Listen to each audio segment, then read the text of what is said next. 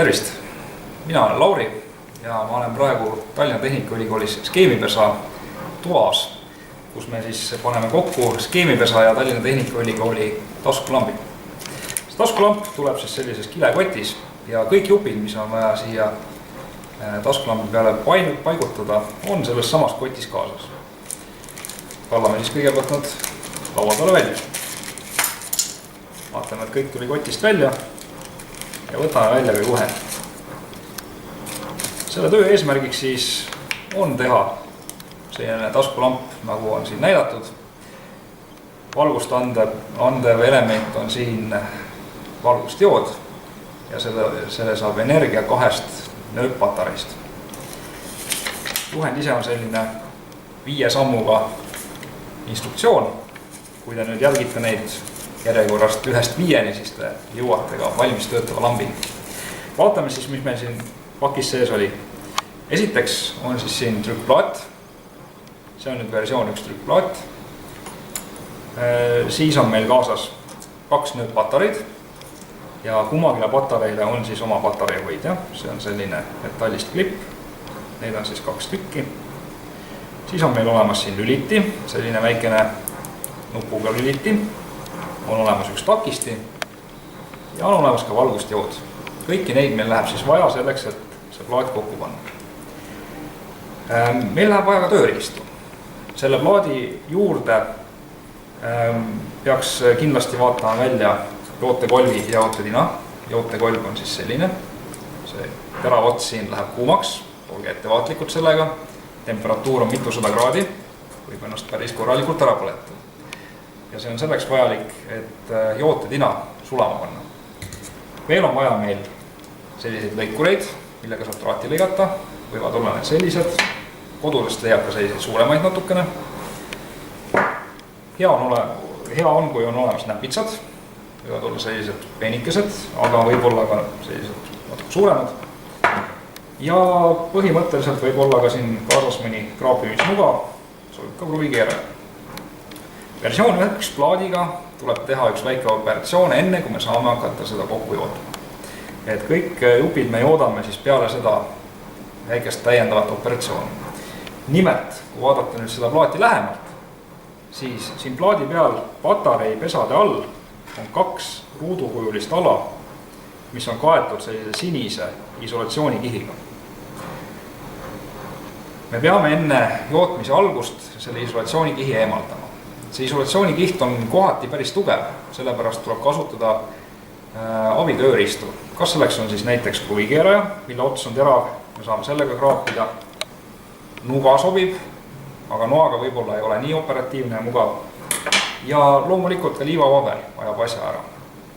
Siin ei olegi rohkem midagi muud vaja teha, võtate kruvikeeraja ja hakkate kraapima niimoodi. Alguses läheb raskemini, aga varsti hakkab kohest juba alt hakkab vasekiht paistma. Ja seda tuleb päris üksjagu kraapida kahjuks. Et eesmärk on siis kogu see ruudukujuline ala siit ära puhastada. Et kui te olete nüüd selle ära puhastanud, siis see plaat näeb välja midagi sellist. Ja oluline on see sellepärast, et see on 1 patarei klemm ühtlasi, see ala, mille te ära olete puhastanud. Hakkame siis montaažiga pihta. Meie oleme oma jootekolvi juba kuumaks ajanud ja tööriistad on ka ilusti ritta pandud. Võtame nüüd juhendi ja hakkame siis vaatama, millest me peaksime alustama. Et kõigepealt siis samm number 2 on takisti paika jootmine. Ja takisti siis on selline 2 jalaga päris pikk komponent. Ta on siis valitud sellise taskulambi jaoks eraldi välja. Takistus on 68 ohmi. Ja selle takisti me peame paigutama nüüd selle trükkplaadi peale, mis pakis kaasas oli. Selleks, et seda nüüd paigutada, peame leidma talle koha. Ja takisti koht, vaadake, on siin see, mis on märgitud sellise kastiga. On näha ka augud, kuhu ta peab olema ühendatud. Selleks, et takistit siin aukudesse pista, selleks võime painutada jalad ära juba enne plaadi peale panekut. Selleks ma kasutan siis kas näpitsaid või siis võin ka käsitsi painutada. Võin painutada niimoodi, aga võin ka kasutada näpitsaid ja näpitsatega siis lihtsalt painutada jala üles. Näete niimoodi. Aga takisti jalgu veel ei ole mõtet lühikeseks lõigata. Võib-olla jääb pärast puudu. On palju hullem tagasi panna. Et meil on siis nüüd takisti ja meil on trükkplaat. Kui ma nüüd võtan trükkplaadi kätte ja siin leian takisti asukoha, siis esimene asi ongi takisti jalgade pistmine läbi nende aukude. Ta jääb siia päris ilusti sisse ja jootmiseks keerame plaadi teistpidi. Kuna praegu on ilusti näha need augud, kust on jalad läbi tulnud, siis rohkem küsimusi ei ole. Võtame jootekolvi ja joodame kinni. Jootmiseks jällegi on 2 võimalust. Võtame jootetina kas enne kolvi peale või siis eelistan joota niimoodi, et ma joodan tinaga joote kohal. Selleks siis ma panen jootekolvi joote kohale ja tina annan kõrvalt juurde. Selleks me peame muidugi ka detaili üles sovendama, mida me tahame joota. Selleks ma siis panen jootekolvi vastu komponenti ja kõrvalt annan tina juurde. Selliselt. Seekord õnnestus päris kiiresti. Ja teisega samamoodi. Panen siia kolvi vastu ja kõrvalt annan tina juurde. Ongi kinni. See vajab tegelikult harjutamist, enne kui päris nii kiiresti seda asja teha saab. Aga kusagilt ta lõpuks kinni ikka jääb.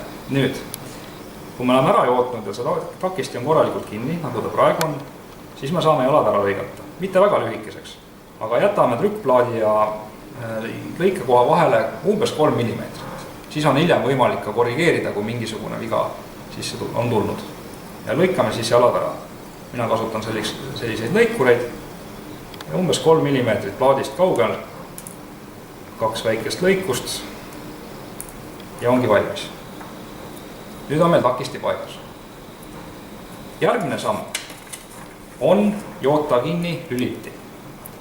Et lüliti on meil praegu siin pakis kaasas 2 jalaga, selline ristkülikukuline lüliti ja ka trükkplaadi peal on tegelikult lüliti kontuur on olemas. Lüliti kontuur on siis siin, 4-nurkne. Võtame siis lüliti ja paneme ta siis õige platsi peale õigetesse aukudesse, nagu niimoodi. Keerame plaadi jälle teistpidi ja ma joodan ta jälle nüüd kinni. Panen kolvi vastu joodetavat detaili ja kõrvalt tuleb siis värske tina juurde. Nii, tehtud. Teine jalg ka. Valmis. Nüüd on meil lüliti kinni. Nii, kui ma nüüd seda lülitit siia kinni jootsin, siis mul oli trükkplaat oli tegelikult lüliti peal ja trükkplaadi raskus ise hoidis seda lülitit paigal. Et tegelikult, kui me muid komponente joodame, no või ka lülitit, võib ka seda teistpidi kinni hoida. Et me võime hoida ka näpitsatega, kas siis hoiame näpitsatega trükkplaati ja surume siis komponenti. Jah, kätest jääb puudus, kui jootma ka peab. Sellisel juhul on jah, kõige lihtsam see, et paneme trükkplaadi joodetava komponendi peale ja trükkplaat ise vajutab ta alla ja hoiab teda paigal. Nüüd jootekolvist veel vahepeal nii palju, et jootekolvi otsa tasub aeg-ajalt puhastada. Ja selleks puhastamiseks sobib niiske lapp või niiske käsm. Näiteks praegu selle jootekolvi juures on meil siin niiske käsm. Puhastamine siis käibki niimoodi, et tõmbame selle kolvi otsaga lihtsalt üle käsna mitu korda, nii kaua kuni kolvi otsa hakkab läikima. Sellisel juhul on soojuskontakt ja tina sellised jootmisomadused kõige paremad. Ei ole meil siis mustust, mis läheks veel plaadi peale lisaks. Aga jätkame jootmist. Meil on siis praegu joodetud kinni takisti ja lüliti. Ja järgmine asi, järgmine komponent, millega me jätkame, on valgustjood. Valgustjood siis on selline suhteliselt klassikalise kujuga ja valgustjoodil on samamoodi nagu lülitid ja takistil ka 2 jalga. Aga valgustjoodil on nüüd vaja kindlasti tähele panna, mis järjekorras need jalad ühendada, mis pidi ta ühendada. Sellepärast, et valgustjoodil 1 jalg on plussjalg, teine jalg on miinusjalg. Selle kindlaks tegemine toimub tegelikult väga lihtsalt. Kui te vaatate nüüd valgustdioodi kuju, vaatate ta eestpoolt, siis valgustdioodi sellise kupli osa järel on krae. Krae on üldiselt ka ringikujuline, aga mitte päris.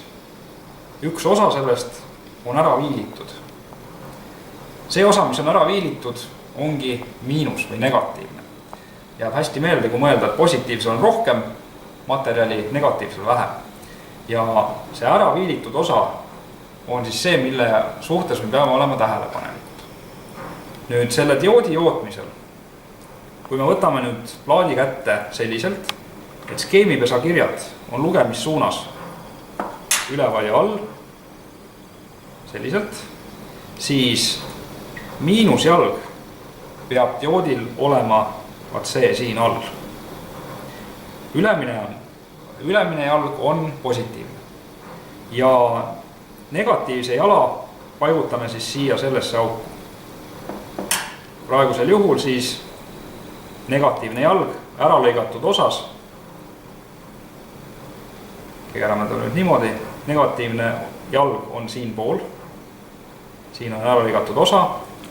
Võtame trükkplaadi ja keerame selle dioodi nüüd niimoodi, et see ära lõigatud osa, mis on siis siin, satuks siis negatiivsesse auku. Ja vaatame veel hoolikalt järgi. Keerame ta paika ja paigutame ta siia auku. Nüüd valgustdioodi saab jällegi erineval kõrgusel joota. Mina valin praegu sellise kõrguse. Ja selleks, et nüüd teda joota, teda on nüüd natuke keerulisem joota. Ma võtan appi mingisuguse teise vahendi. Näiteks need samad lõikurid, mis mul siin on. Panen need toetama nüüd trükkplaati, et ta väga alla ei saaks vajuda. Keeran ta nüüd teist pidi. Siit niimoodi. Ja toetan ta siia. Nüüd alustame siis selle jootmisega. Mina võtan jootekolvi, võtan jootetina ja panen jootekolvi vastu joodetavat jalga ja tina kõrvalt paneme juurde. Soojendame jalga ja tina läheb juurde. Natuke veel ja võtan jootekolvi ära. Nüüd on kinni. Tulemus, mis praegu sai, ei ole võib-olla kõige ilusam. Valgustdiood on täitsa kõver. Aga sellest pole lugu. Painutan valgustdioodi nüüd sirgeks. On sirge ja kuna ta nüüd on juba kinni siin plaadi peal ühe jalaga, mis on piisavalt tugev, siis keerame nüüd ta teist pidi uuesti ja joodame selle koha ära, mis jäi enne jootmata. Ärge palju plaadile peale suluge, muidu läheb valgustdiood uuesti kõveraks.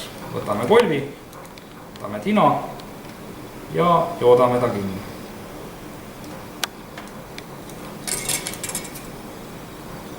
Valgustdiood on paigas. Jällegi, nüüd võime jalad ära lõigata, aga lõikame jällegi 3 mm umbes plaadist kaugemal. Seekord siis 2 jalga korraga.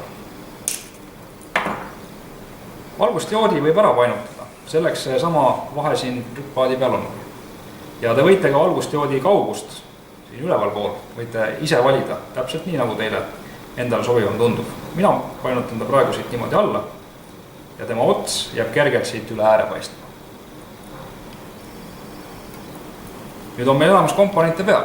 Järgi on jäänud nüüd patarei kinnitusklipid. Need on siis metallist ja nende paigutuse kohta on vihjega antud siin samas trükkplaadi peal.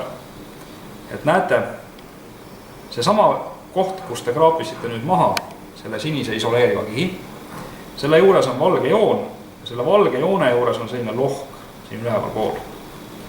Et selle sama lohu kuju me võime tegelikult leida selle klipi pealt ka. Klipil on ka selline lohu kuju siin ja need lohukujud peaksid siis kokku langema. Võtan siit klipi ja panen ta nüüd siia plaadi peale. Sulume ta korralikult vastu, niimoodi, et ta fikseerib ja kusagile enam edasi ei lähe. Ja jällegi nüüd ma keeran plaadi teist pidi, niimoodi, et see klipp jääb siia õige koha peale. Joodame kinni. niimoodi võib ka juhtuda. Proovime uuesti. Võtame siis klipi vastavalt valge joone asukohale ja ma keeran teistpidi. Nüüd ma hoian veel trükkplaati natukene kõvemini kinni, selle ajal kui ma joodan, et ta jälle ära ei lendaks. Tina juurde.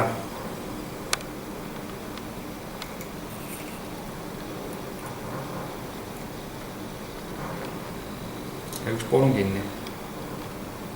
Kui üks pool on kinni, siis ta rohkem kusagile ei lähe. Paneme siis ka teise poole samamoodi. Siin tuleb veel tähele panna seda, et see jalg patarei kinnitusel väga palju plaadi pinnast välja ei ulatu. Ja selleks, et seda nüüd joota, siis olge ettevaatlikud. Kui te väga suure tinakuhja siia teete, siis võib olla, et tinakuhja all tegelikult ühendust ei ole. Et variant on ka toetada seda plaadi ülevalt poolt, et siis siit joota. See on siis, kui muul juhul ühendust ei ole. Hea oleks, kui mõlemad jalad oleksid kinni, sellepärast, et kui me siia patarei paneme, siis siin on väikesed vedrud, mis hakkavad muidu seda klippi paigalt ära suruma. Paneme siis teise jalaga kinni esimesel klipil.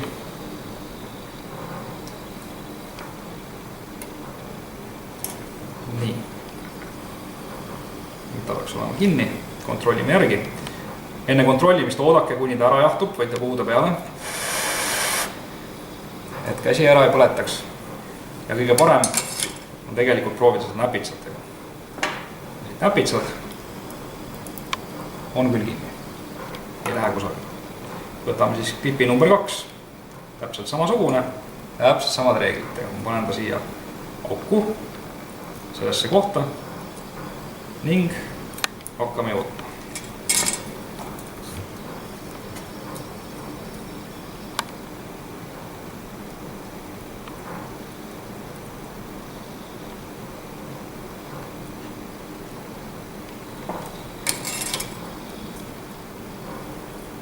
Nüüd on 2 tükki kinni. Paneme teise klipi teise klemmi ka külge.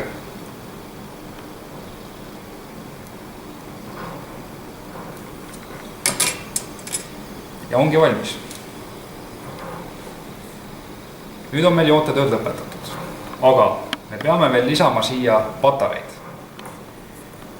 Patareid, mis on pakis kaasas, on siis praegu pakendi sees. Ja neid saab kätte nagu igasugust muud tabletti. Vajutame patarei peale ja siis teiselt poolt läbi paberist katte tuleb ta välja. Sellised nööppatareid on siis erineva kujuga, erinevalt poolelt. Et praegu see kuju, mis siin on näha, näitab siis ka seda, kumb pool on pluss ja miinus. Nööppatareil see väiksem keskmise osaga koht on miinus ja suurem ala, millel ei ole seda keskmist nööpi paista, see on pluss. Kui te nüüd hakkate patareisid siia sisse panema, siis ka siin on spikker olemas, mis pidi neid tuleb paigutada. Näete, pluss on selle patarei klipi pealpool, järelikult miinus läheb vastu trükkplaati. Selleks, et nüüd patarei sisse paigutada, ei olegi meil muud vaja. Võtame siis patarei, veendume, et pluss on üleval pool, paigutame ta siia klipi juurde ja lükkame ta pessa. See võib nõuda natuke jõudu, sellepärast, et siin on 2 tugevat vedru, mis teda koha peal hoiavad. Ärge patareisid valepidi pange. Siin jällegi, see pool siin praegu peal on miinus, keerame ette plussi, paneme ta siia klipi juurde ja vajutame patareile peale, nii et ta läheb siia vedrudega pessa.